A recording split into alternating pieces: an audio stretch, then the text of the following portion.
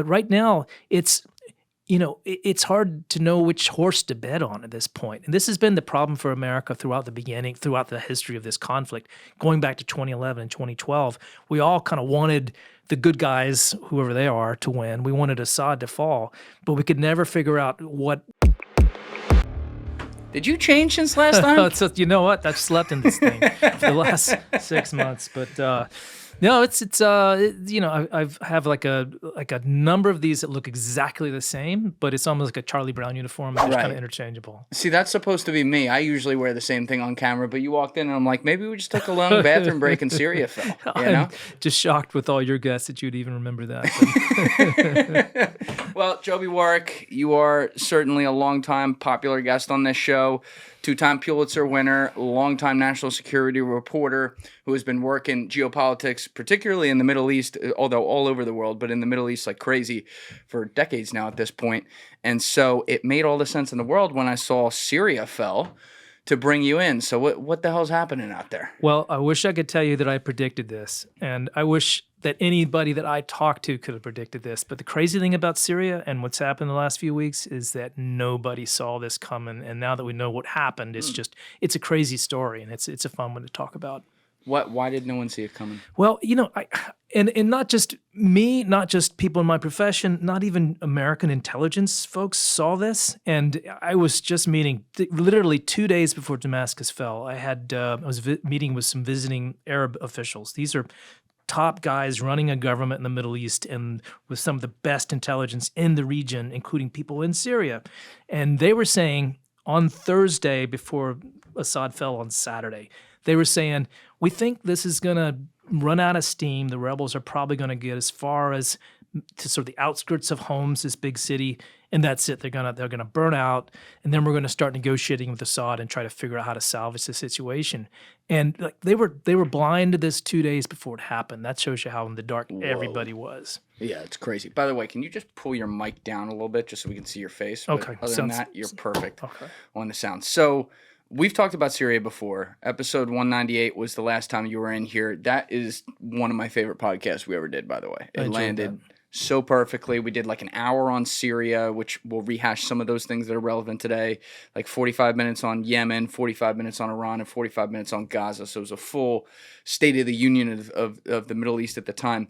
But we had gone through a little bit of like the narco state that Syria had become. But one of the things that I don't know that we went that deep into was the, I guess, diversity of the factions that exist across the country. So I'm not really sure if I'm reading all this correctly. I understand you're going to get to it. This HTS group is kind of in control and everything. But the way I understood it from the things I was trying to read is that all these different little groups were technically in on it, but they're all still apart. Like what's the if you were saying this is the map of Syria, here's who the groups who are trying to take over right now are. Here's what they got control of. Like, how would you break it down? Yeah, if you think of Syria as like, think of it like a 100-piece puzzle, and it's that many groups, that many factions, and within each faction there's like multiple competing power centers.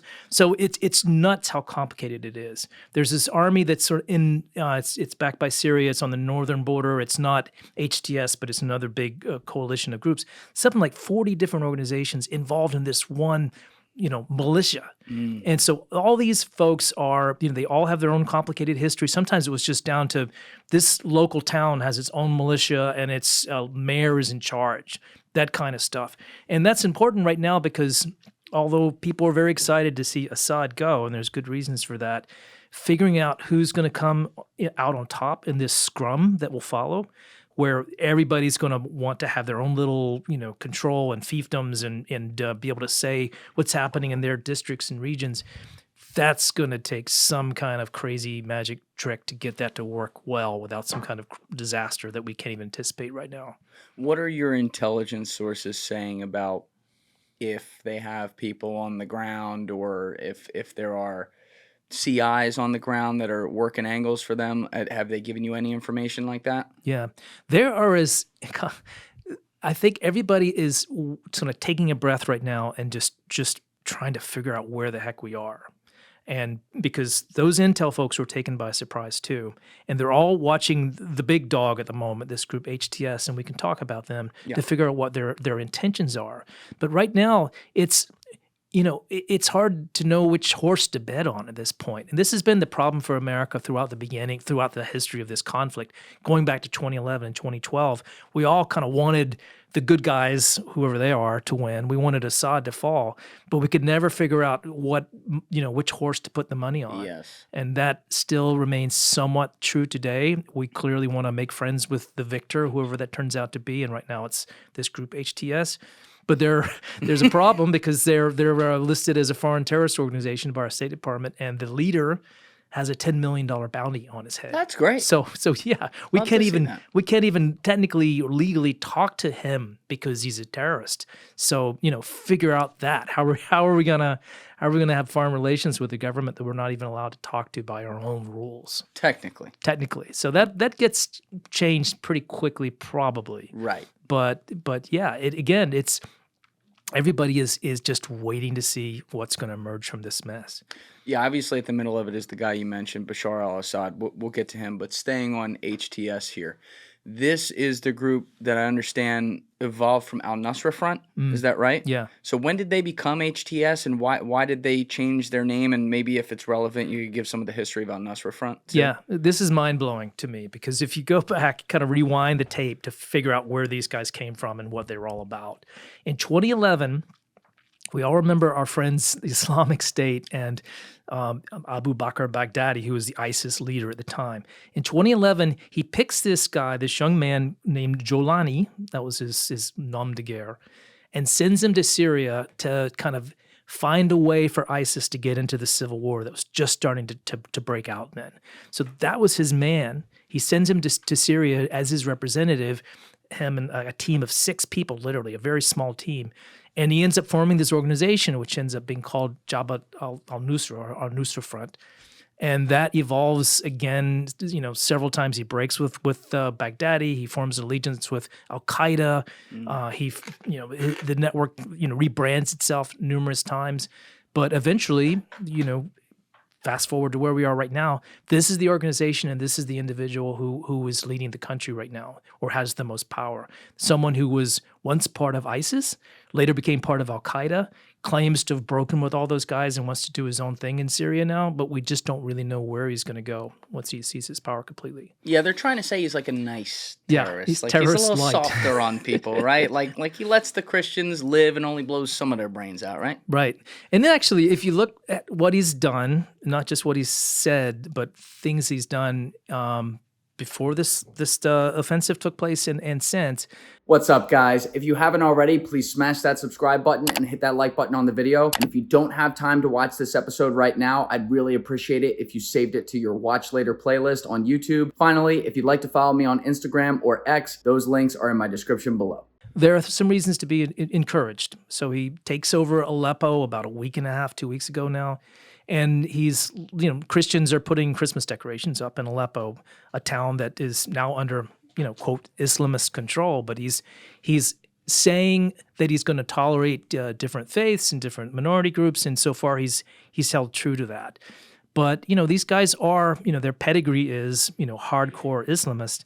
And they are doing things in Damascus like banning music in restaurants, beating people who they catch smoking on the street. I mean, there are videos of that we're seeing pop up where you're smoking a cigarette behind the store. If the morality police find you, they'll come over and smack you around. That's happening now. Whoa. They've smashed, the liquor, all the alcohol and liquor stores and duty-free shops and things like that. So they're doing sort of Taliban-like things, while also saying that we don't care if you're Christian or you're Druze or what your ethnic or religious background is. We're going to be tolerant, but you have to live within our religious system, and that's kind of where we are. So it's like halfway. Yeah, and you could say, Taliban light, and I'm sure that Jolani would object to that. He keeps, kind of bristling at the fact that we call him a terrorist. He says, I'm not one anymore.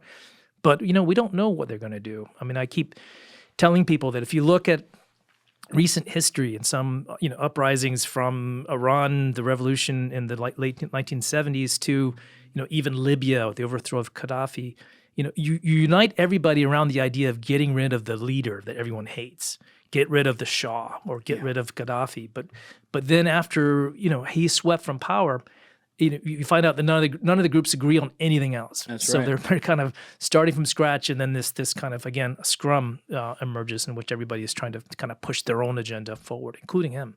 Yeah, it does beg the question about the competence of Western intelligence as a whole, though, too, because you were talking to me before camera more expansively about the Shah all the way back in '79 and how we didn't know all these different groups could have potentially taken over, and then they weren't organized, and so the bad group took over. Yeah. And that's like 45 years ago or something. Yeah. And now you look at everything since the Arab Spring. You mentioned Gaddafi, and then look at even what we did in Iraq with Saddam. Bad guy, but look at the power vacuum we created. Shit, it won you a Pulitzer talking about it. But, it seems like in the West, we're very bad at establishing, what's the term I'm looking for? Stability. Yeah. When we are looking at situations that we would like to improve with someone who is perhaps unstable. Like, it is perfectly reasonable to say Saddam Hussein was a very bad, unstable guy. Yeah. It is also perfectly reasonable to say we replaced him with something worse.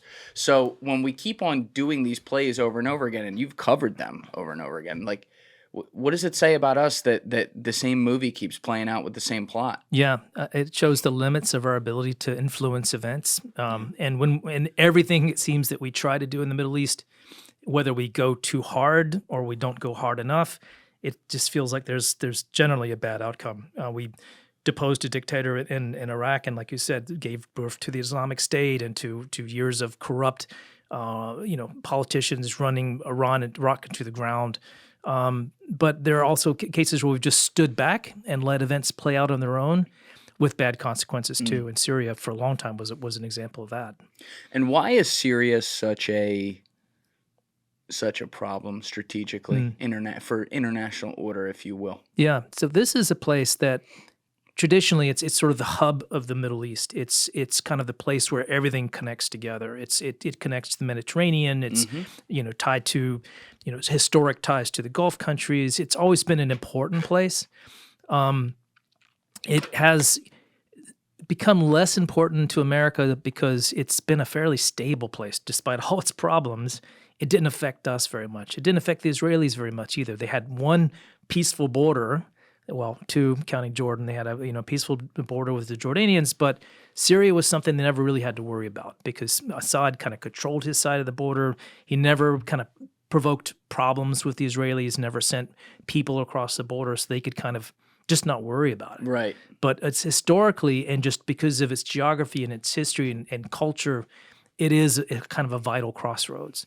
And that's why what happens in Syria won't necessarily stay there in terms of the problems that come out of that place.